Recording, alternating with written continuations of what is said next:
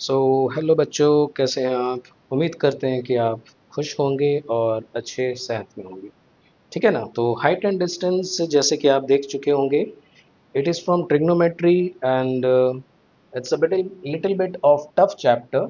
It comes under the section of trigonometry और ये थोड़ा सा टफ होता है किसी किसी बच्चों के लिए।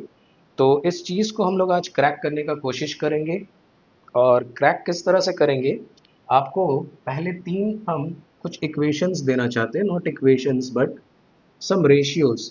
जैसे कि हाइट एंड डिस्टेंस में सवाल कैसा आता है?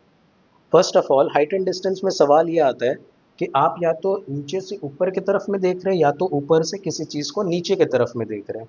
इतना सबको हम लोग को थ्योरेटिकल नॉलेज है कि एलिवेशन और एक डिप्रेशन। डिप्रेशन माने नीचे देखना और एलिवेशन माने ऊपर देखना। ठीक है? और ये काफ़ी फन फैक्ट वाली बात भी है। क्या फन फैक्ट वाली बात है कि जब आदमी डिप्रेस सिचुएशन में होता है तो भाई मुंह नीचे रहता है। क्या I mean a depress situation today. ठीक है? तो डिप्रेशन नीचे की तरफ, एलिवेशन ऊपर की तरफ। और ये राइट एंगल ट्रायंगल पे ही रिवॉल्व करता है, जैसे कि आप यहाँ पर पिक्चर देख चुके होंगे। और ये 90 डिग्री, 90 डिग्री के अपोजिट वाले को हम लोग हाइपोटेन्यूज बोलते हैं। ये सब कुछ नोन फैक्ट्स हैं। नीचे वाले को अगर हम बेस बोलेंगे और इधर वाले को परपेंडिकुलर भी बोल सकते हैं। कुछ कुछ लोग इसे हाइट भी बोलते हैं। ठीक है ना? तो इट डजेंट मैटर आप क्या बोले, ये मैटर एकदम ही लीस्ट करता है। बट जो मैटर ये करता है कि हाइट एंड डिस्टेंस के बारे में हम लोग जो सम्स करते हैं, उस सम्स को हम लोग सॉल्व करने की कोशिश करेंगे। लेकिन पहले कुछ एंगल्स को हम, मतलब मैं तुमको बताना चाहूँगा कि उन एंगल्स को अगर तुम समझ गए तो क्या होगा कि तुम्हारे लिए सॉल्व करना काफ़ी आसान होगा। जैसे कि एक 45 डिग्री का एक ट्रायंगल में हम लोग दे रहे हैं एंगल 60 डिग्री का, और एक में हम लोग दे रहे हैं 30 डिग्री का। अब आप पूछते होंगे कि sir, why not you are using 0 degree and 90 degree? तो भैया 0 डिग्री और 90 डिग्री का अगर हम एलिवेशन या डिप्रेशन के हिसाब से समझने की कोशिश भी करेंगे, तो how it is possible for me to look at 0 degree? अब 0 डिग्री कब होता है? जब एक ही तरफ में होता है, एक ही लाइन पे होता है। ठीक है ना? जैसे कि 0 डिग्री अगर किसी चीज़ पे होगा तो यही लाइन पे अगर पड़ा तब ये 0 डिग्री हुआ। वर्क में हम लोग पढ़ चुके हैं, work is equal to force into displacement cos theta. हाँ, वो सब सब्जेक्ट्स का नॉलेज अल्हम्दुलिल्लाह है मेरे पास। तो हम लोग फिजिक्स में ये पढ़ चुके हैं कि work is equal to force into displacement cos theta. यहाँ भी मेरा ट्रिग्नोमेट्री का एप्लीकेशन लगता है। इसमें कॉस जीरो होने से कॉस जीरो का वैल्यू मेरा 1 होता है, तो W is equal to F S हो जाता है। और ये कब होता है? जब जिस डायरेक्शन पे मैं फोर्स अप्लाई किया वही डायरेक्शन पे बॉडी मूव किया, डिस्प्लेस किया। तो force into displacement cos theta से मेरा वैल्यू मिल जाता है। तो खैर वो 0 डिग्री का एग्जाम्पल हुआ। और फिर क्या है, 90 डिग्री। तो 0 डिग्री हो रहा है सेम लाइन पे, उसी लाइन पे। ठीक है? और 90 डिग्री पे अगर कोई चीज़ देखोगे इस पॉइंट से, तो जैसे अगर तुम यहाँ खड़े हो, this is your head portion for example. Example पे क्या जाता है? ठीक है ना?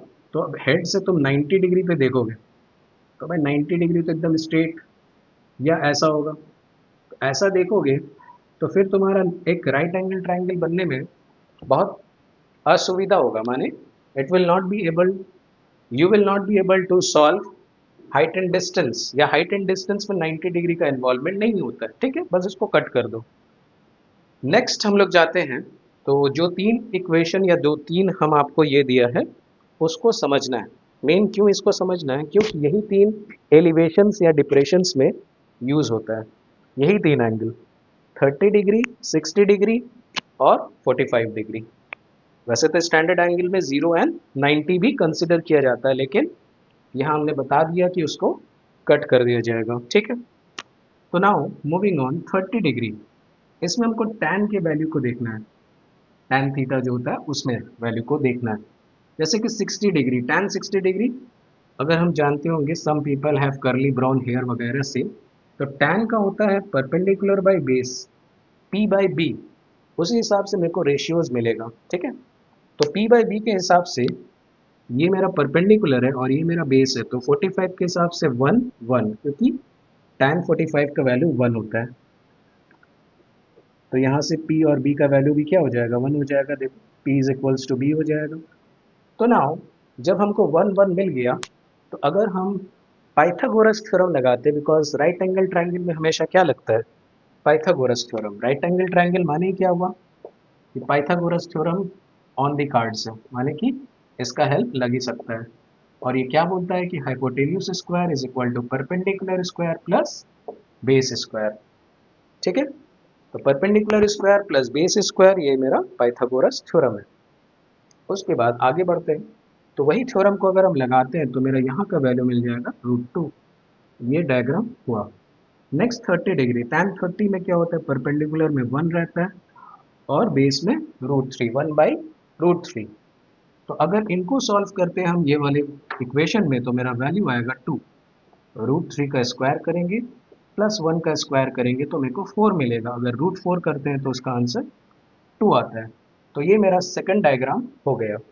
आज अभी हम डायग्राम भी बताएंगे और कुछ प्रॉब्लम्स को सॉल्व भी करेंगे। लगे रहिए और पूरे वीडियो को जब तक अगर आप देखिएगा नहीं तो आपका थोड़ा सा कंसेप्ट इधर उधर हो जाएगा, इसलिए बने रहिए। वीडियो ज़्यादा लॉन्ग नहीं करेंगे ताकि आपका यूज़फुल टाइम, स्पेशली आईसीएसई के या सीबीएसई के स्टूडेंट्स, आपके जो बोर्ड के टाइम है, ज़्यादा टाइम नहीं, मैक्सिमम हमको 10 मिनट्स दीजिए, इंशाल्लाह I will solve it for you. ठीक है, अभी हम लोग का ऑलमोस्ट 6 मिनट्स हो।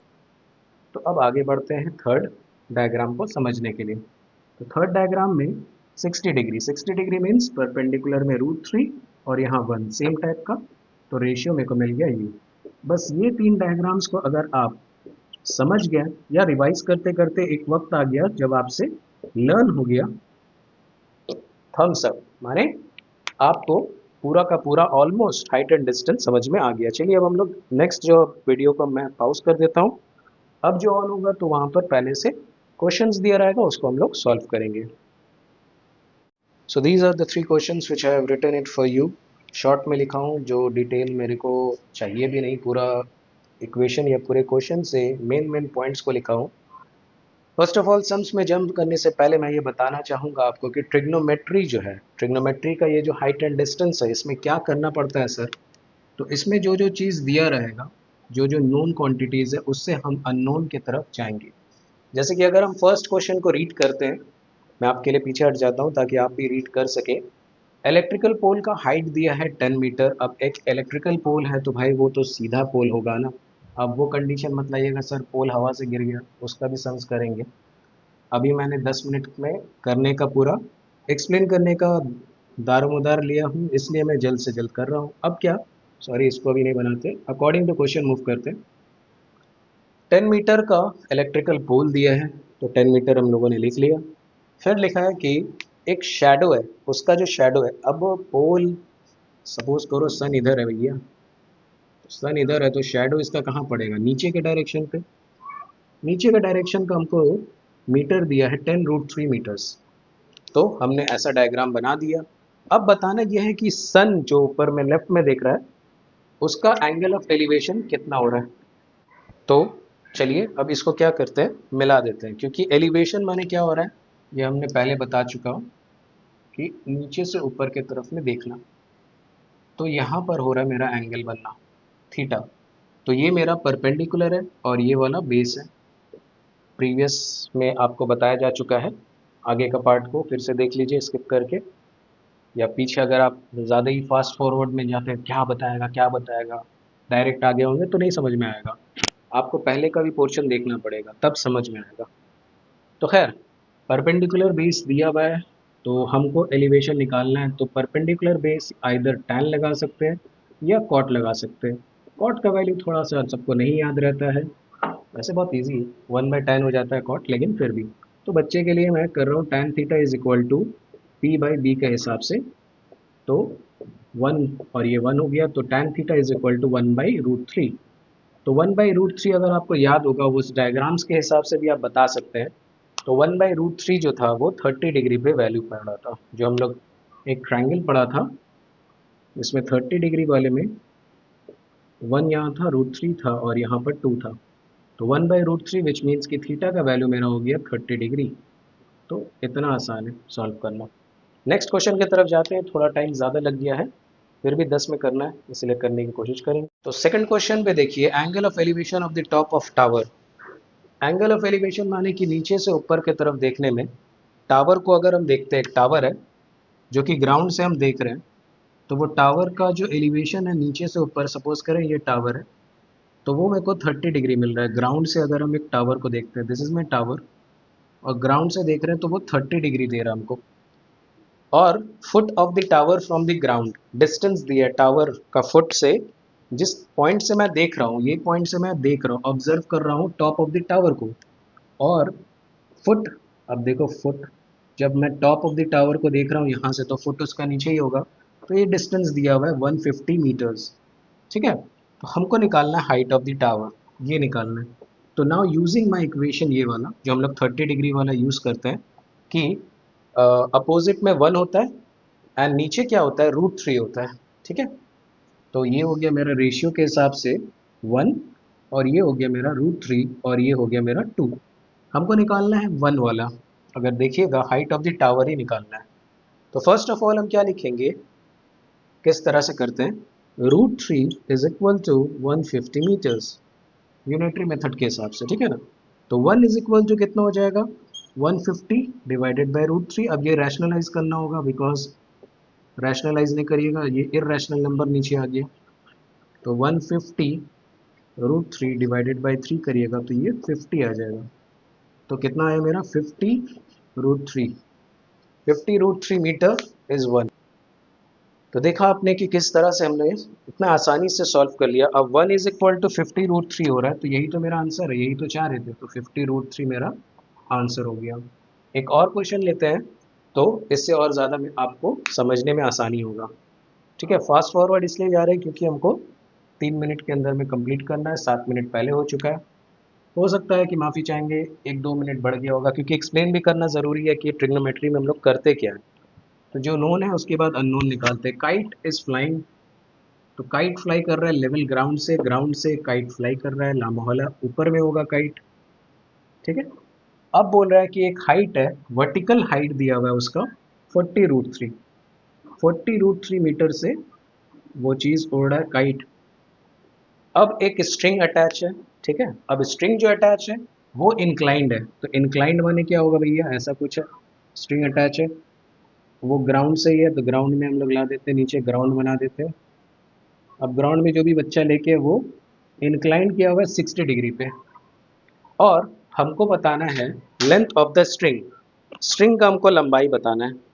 ठीक है, तो हम लोग फिर से ऑब्जर्व करेंगे अपना जो ट्रायंगल हम लोग जान चुके हैं पहले कि 60 डिग्री है, तो 60 डिग्री के लिए यहाँ पर होता है √3, ये होता है 1 और ये होता है 2। इस रेशियो को याद रखना है, कहाँ पर 1 हो रहा है, कहाँ √3 हो रहा है, कहाँ 2 हो रहा है, बस इसको याद कर लीजिएगा तो आपके लिए सम्स करना बहुत आसान है। गर्मी का मौसम है और पंखा को बंद करके वीडियो बनाना पड़ रहा है, तो इसलिए थोड़ा सा आपको ऐसा लगता होगा कि सर को इतना पसीना क्यों हो रहा है। ठीक है, वरना इन सम्स को एकदम नहीं इसमें है। √3 बराबर हो गया ये मेरा, तो √3 इज इक्वल टू 40 √3। तो इसके हिसाब से अगर हम 1 करते हैं तो √3 मेरा नीचे चला गया, तो वो बन जाता है कुछ इस प्रकार से, √3 क्या हो गया, कैंसिल आउट हो गया, तो 1 मेरे को मिल गया 40। निकालना क्या है, लेंथ ऑफ द स्ट्रिंग, ये है ना लंबाई, ये कितना रेशियो दे रहा है, 2 का, बहुत आसान। अब 2 बराबर क्या होगा, अगर 1 बराबर 40 है तो 2 बराबर कितना होगा, 2 into 40, 80 metres. That's all, thanks for watching AJ classes. ऐसे बने रहे, और भी ट्रिकी क्वेश्चंस को हम सॉल्व करेंगे आगे के वीडियोस में। अगर पसंद आया तो कमेंट करिए और आगे का वीडियोस आएगा।